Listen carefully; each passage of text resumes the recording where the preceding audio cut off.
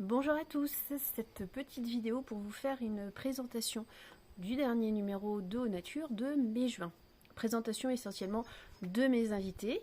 Alors d'abord dans la rubrique Les fêlés du local, je fais une interview de Adam Kanner, donc qui est ostéopathe et qui est également auteur, et ostéopathe assez particulier puisque on va dire qu'il a un sujet de prédilection qui est donc toutes les femmes qui ont eu une césarienne, puisque en fait il explique dans cet ouvrage comment on en arrive là, parce que bien souvent les causes peuvent, mais moi c'est vrai que j'ai découvert tellement de choses dans ce livre, les causes peuvent tout à fait être inconscientes. On pourrait croire que c'est pour des raisons médicales ou que sais-je, et en fait il y a plein de raisons qui font que certaines femmes doivent subir une césarienne.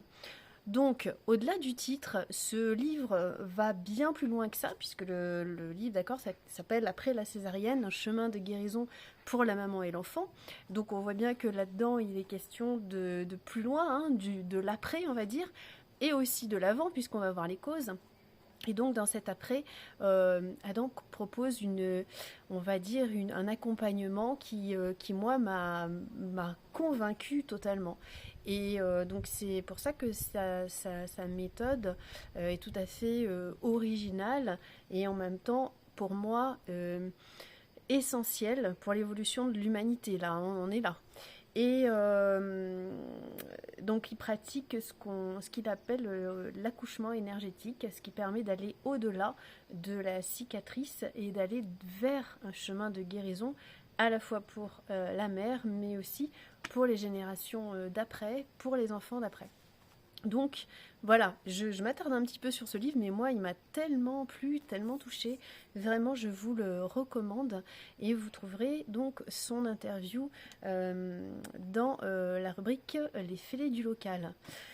Mon deuxième invité de cette rubrique, c'est Nicolas Bouvier, qui est auteur et conférencier à la Grotte de Lascaux, et il a notamment écrit des ouvrages sur le harcèlement scolaire, puisque lui-même a subi du harcèlement quand il était enfant, et vous verrez comment il s'en est sorti, et notamment, bien sûr, grâce à l'écriture, et à l'écriture de plusieurs ouvrages.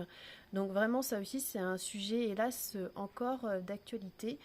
Donc je vous recommande tout à fait les ouvrages aussi de Nicolas.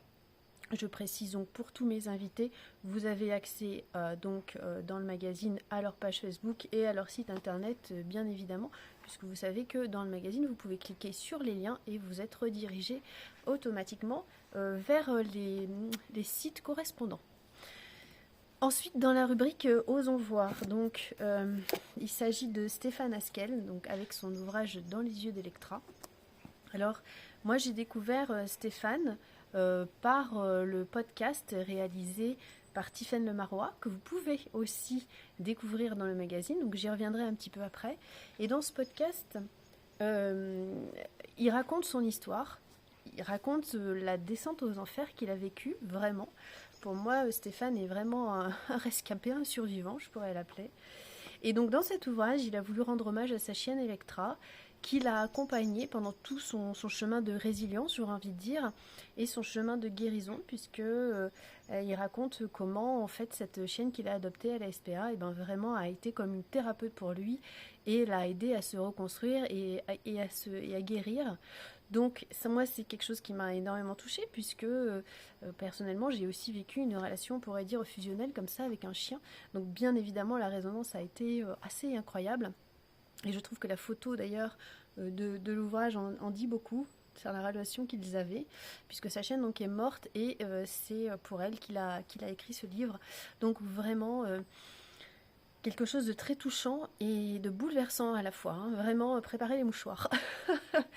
Et donc j'ai découvert Stéphane à travers les podcasts de Tiffaine, parce que Tiffaine a décidé de faire une série de podcasts justement pour faire parler des gens qui ont vécu des expériences de vie comme ça extrêmement dures, hein, traumatisantes, puisque elle-même a vécu ça dans sa vie aussi par la perte d'un enfant. Donc vous verrez, elle en parle dans l'interview. Et je vous recommande vraiment d'aller faire un tour sur sa page Facebook La Voix des Lucioles et sur son site internet où vous trouverez différents podcasts avec différents invités qui parlent de leur expérience de vie justement et de cette résilience. Donc à découvrir absolument. Voilà, donc ça c'est dans Ode à la vie, hein, la rubrique Ode à la vie, vous pouvez retrouver Tiffaine. Ensuite, dans la rubrique Chapeau l'artiste, donc deux artistes, Laure Ketfa. Donc Laure, elle m'a subjuguée d'émerveillement quand je vois ses œuvres. Vous verrez, c'est quelqu'un qui a une connexion à la nature vraiment très particulière, une sensibilité magnifique et une spiritualité aussi qu'elle retranscrit dans ses œuvres, dans ses toiles. Et vraiment une super artiste aussi à découvrir. Et puis mon deuxième invité, c'est Stéphane Petre, qui lui en fait a fait une bande dessinée sur les différentes utilisations des fleurs de bac. Donc là vous pourrez retrouver la bande dessinée sur sa page Instagram. Voilà pour mes invités. Et puis eh bien sûr toujours les rubriques habituelles, la rubrique Naturo, la rubrique de Benoît aussi, la rubrique de Benoît Perret, où cette fois-ci il nous parle des solutions naturelles pour les allergies, donc il y a plein de choses à faire. Voilà, un magazine, moi que j'ai mis beaucoup de cœur à faire et à concevoir. Voilà, il y a un thème vraiment qui est récurrent, c'est la guérison, hein. Et puis la vie, bien sûr, comme toujours, la guérison, la vie, la renaissance, et bien tout ça par l'intermédiaire de choses bien plus subtiles que ce qu'on pourrait penser parfois. Voilà, donc écoutez, moi je suis super ravie encore une fois de vous présenter ce numéro. Comme vous le savez, c'est un magazine qui est indépendant. Je n'ai pas d'annonceur, de publicité dans mon magazine, hein. Tout est financé par moi-même. Donc si ça vous touche et si vous avez aussi envie de m'aider, vous avez un lien dans le magazine vers la cagnotte où vous pouvez me faire un don du montant de votre choix si ça vous dit. Et je vous remercie d'avance et je remercie toutes les personnes déjà qui m'ont fait leur retour, qui ont participé et qui me font des retours aussi qui me touchent vraiment par rapport à ce magazine parce que moi j'y mets tout mon cœur et c'est vrai que c'est toujours agréable d'avoir des retours par rapport à ça. Donc je vous remercie tous et puis bonne découverte, bonne lecture, bonne écoute et n'oubliez pas, tous ces ouvrages, franchement la lecture c'est ce qu'il y a de mieux, hein. Et voilà, à offrir, à vous offrir, à faire comme vous voulez, mais allez-y. À très bientôt.